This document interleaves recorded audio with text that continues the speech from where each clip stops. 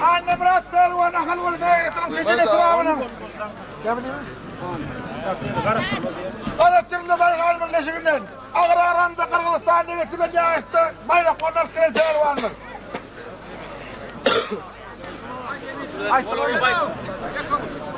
Bölün mü? Başladı orası.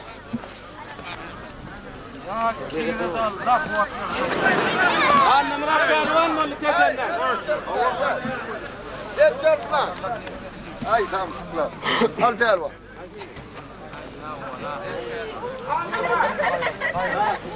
Millet aylarım.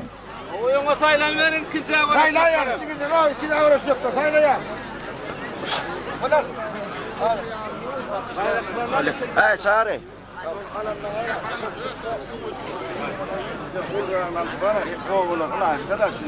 Pelvanım 4 tane kıvıcı var o. 4 pelvanım 4 tane kıvıcı var o. Pelvan buradan çıkıver. 4.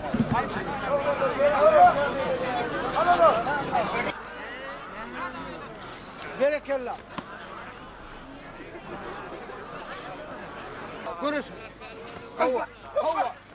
Görüşün iyiliği görüş. Adamlar şeyler balaydı. Anne Murat Pelvan mı geçenden? Ver, gözüm aydın.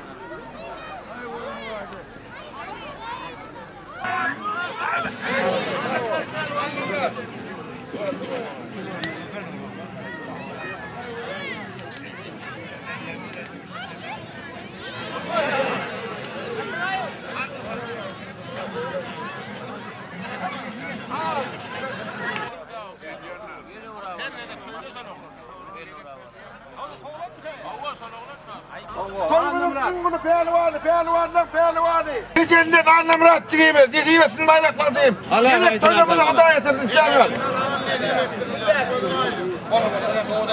Çek.